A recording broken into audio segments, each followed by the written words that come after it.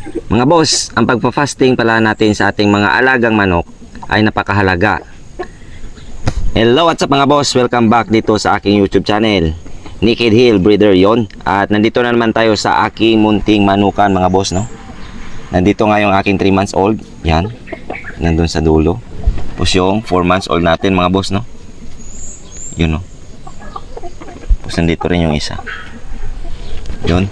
At yun nga mga boss, no, may nagtanong sa akin kung nagpa-fasting ba tayo. Yung sagot ko doon, oo mga boss, nagpa-fasting ako dito sa aking mga manok o mga alaga at sa aking mga warriors, lahat-lahat, no mga boss. Bali, araw ng linggo ako nagpa-fasting tuwing umaga. Sinasabayan ko yun ng pagligo mga boss, no. Bakit ko nga ba yung ginagawa? Dahil yun ay pinaka-importante para sa ating mga warriors.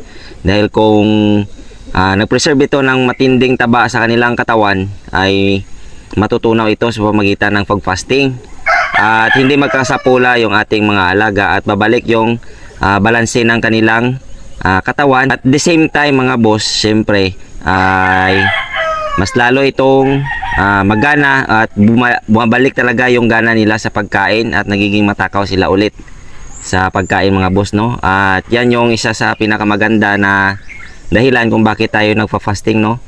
Dahil gusto natin na bumalik yung gana at ng lakas nilang kumain para hindi rin sila mga boss mag-iwan ng kanilang patuka o hindi nagtitira, no. Dahil palagi nila itong nauubos at ito yung pinakamaganda talaga mga boss, no. At yan lang naman yung gusto kong i-share na naman sa inyo. Nagpa-fasting talaga ako dahil dun sa nagtanong, no.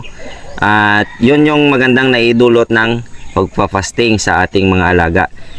Nagpapagana itong kumain at nagiging balanse yung kanyang katawan ulit dahil nagtutunaw ito ng maayos, no. Yung mga taba-taba natutunaw dahil sa pagpa-fasting natin.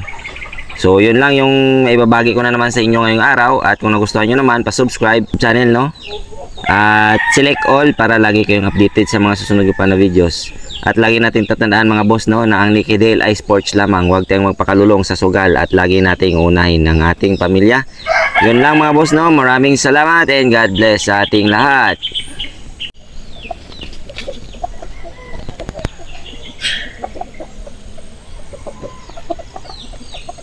Ito na yung mga 4 months old ko yan. 4 months old yan mga boss. At nandun yung isa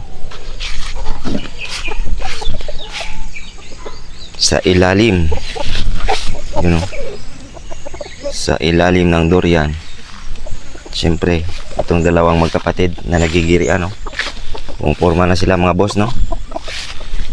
Siyempre ito yung isa nilang kapatid, yun sa ilalim. Yun. So yun lang.